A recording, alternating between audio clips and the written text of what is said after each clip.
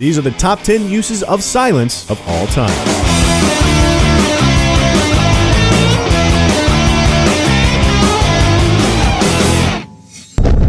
We start our journey at number 10, exploring specific moments that use a complete lack of sound to profound effect. It's probably most familiar to you in its post-explosion shell shock form, as in Saving Private Ryan and the Jarhead in the Book of Eli, but you find it in the void of space too, as in Gravity or Contact or 2001. It's the lack of the voice of God in silence, an unbearable moment in Leaving Las Vegas, the moment before snapping in Serenity. However, for our pick, we've got to give it to the minute of silence from Bande-a-Parte. Puisque personne n'a rien à se dire, on pourrait peut-être faire une minute de silence.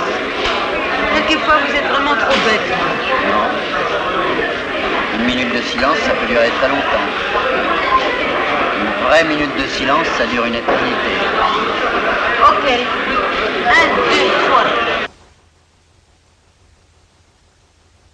We think what's most special about this moment is how unique it really is. Silence. True silence in cinema is incredibly rare, like once in a decade rare. Most silences aren't even silent at all. They're ambiances and sound effects and sub-bass and a subtle score, but not Bande-a-Parte. Godard's silence is the real deal, and it is so jarring for it, comparing the discomfort of a conversational silence in a bar to the utter silence of the muted soundtrack. It's playful and formalist, and it interrogates itself in true Godardian fashion. Bon, moi j'en ai marre, je vais mettre un disque. One step up from the silent moment is the silent sequence, entire spans of film that build quiet into their essence. It's the beginning of There Will Be Blood, the ending of Upstream Color, developing photos in Blow Up, searching for a bug in the conversation, the phone call in The Departed, and almost anything suspenseful in any number of Hitchcock flicks. And while we love the heist in Le Cercle Rouge, we still don't think you can beat the one in Rififi.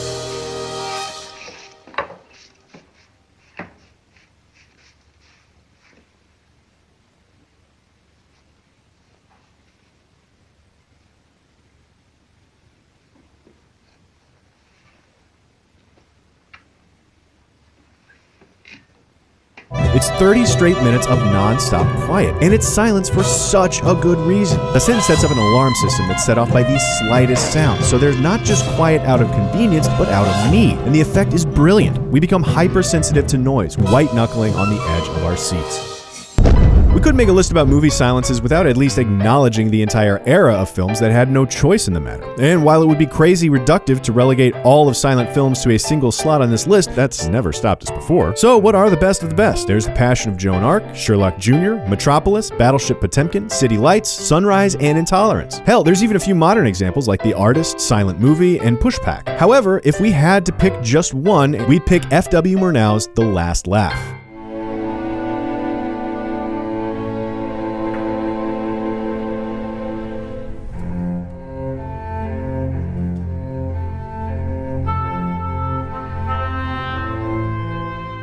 The Last Laugh is as silent a film as a silent film can be. Without a single intertitle to stand in for dialogue, every piece of information is told visually. And it's a uniquely fitting challenge for an expressionistic film by such a visually talented director. As a result, it is the ultimate incarnation of what the silent film can be, talking with pictures.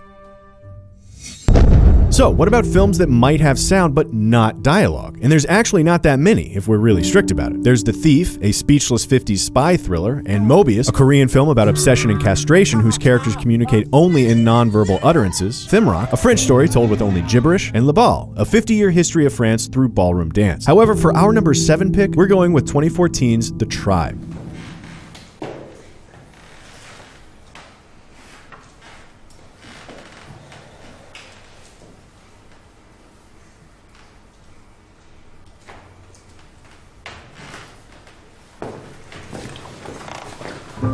The Tribe is an entire feature with no words, no subtitles, just signing. But it's not non-verbal. There is language underlying it. It's just that your average viewer has no access to understanding it, so they're forced to rely on all the other cues available that we might normally ignore. It's a silent film for the sound era, fascinated by the expressiveness and personality embedded in the incomprehensible and utterly captivating for it. There's another subgenre of dialogueless film that we feel is worth mentioning, the tone poem. Think Samsara Baraka and Kronos. Think Koyani, Pawa/Nikoyakatsi. Think Scorpio Rising or bits of Tree of Life. And while we love all our honorable mentions, for our number 6 pick, we think we have to take it back to the original Man with the Movie Camera.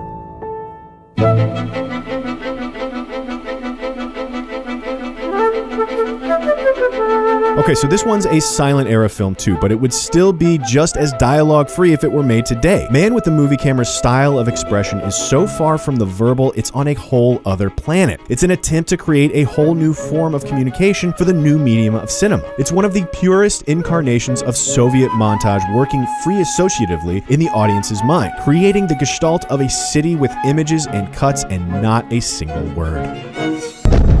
Just like the tone poem, animated films also have a long history of telling stories sans words. There's something special about the hand-rendered medium that gives animators the control and the challenge enough to try to get everything across without words. Shaun the Sheep is probably the most recent example of this, but there's also the Triplets of Belleville, L'Illusioniste, Blood Tea and Red String, Nine, The Red Turtle, and the beginnings of Up and Wall-E. And maybe this one's a gimme, but we think our favorite's gotta be Fantasia. You may have noticed that we've gotten pretty far afield from actual silence here. Fantasia is, of course, an incredibly loud film. And even true silence isn't true silence, it's more of a lack that reveals what else you've been ignoring. So sometimes silence just means music. And in Fantasia, that music becomes image and plot and story, while wisely avoiding words or diegetic sound. And with everything else stripped away, we're allowed to see how much it can really do. Of course, there are also films that maybe missed some of the no dialogue at all slot, but still don't really make language an important part of their narrative. These are films like The Color of Pomegranates, Eraserhead, The Match Factory Girl, Solaris. Of course, we're going to sneak in a mention of The Mirror, Mad Max, Drive, Le Samurai, Badlands, The Fits, Elephant. The Silence is an obvious Bergman pick, and our number 4 pick, Playtime.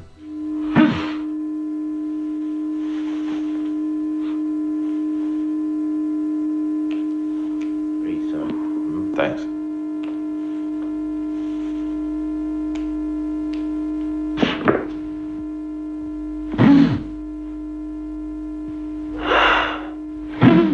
Tati's masterpiece Playtime is notable for so many reasons, and its near lack of dialogue is only one. Words are more sound effects than vehicles of language. Footsteps often convey as much as words. A non-Francophile would be just as well watching without subtitles, perhaps better. The effect of its quiet is again refocusing, this time to different relationships between people and the space they inhabit, humans and their society, us and our world. It reveals absurdism and silliness and humor in a beautiful updating of the silent film tradition.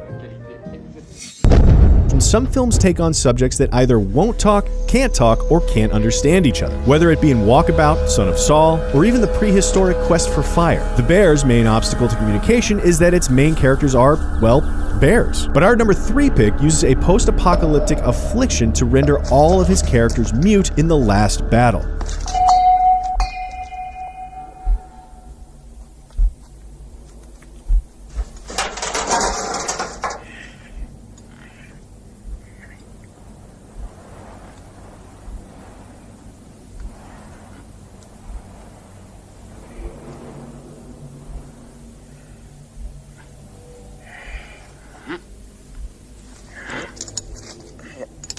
The Last Battle is a film about a world gone silent. Its 2 total words of dialogue across its entire runtime take on an immense significance, not so much for their meaning, which is inconsequential, but for the fact that they exist at all in that vacuum. Its built-in obstruction provides Luc Besson a wonderful opportunity to explore conflict visually in his first ever directorial outing, which he does with aplomb. Of course, you don't have to worry about reasons to keep your characters from talking if there's no one to talk to. There's a whole genre of nearly silent films whose quiet comes primarily from isolation. These are films like The Naked Island, The Black Stallion, Castaway, Castaway in Space, Jerry, and our number 2 pick, All Is Lost.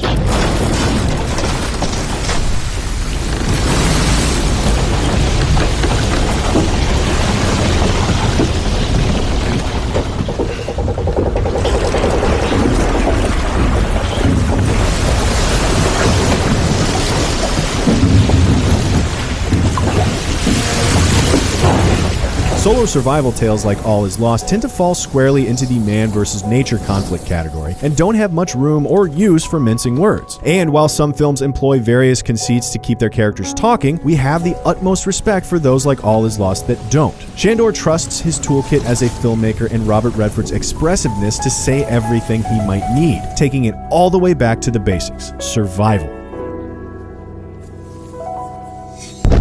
On the flip side, at number 1, one of our favorite reasons to hear silence in film is for the relationship study without words. Things become clearer, simpler, more universal. We see how the words don't matter and it just comes down to emotional connection. Dialogue is just a clever Mad Lib. Strip it out and it's all the more understandable. Shame's first scene is a brilliant bit of this, as are whole swaths of nothing personal. But the real master of the unspoken duo is Kim Ki-duk, whose brilliant silences are top-notch in The Bow, nearly total in 3 Iron, but never better than spring, summer, fall, winter, and spring.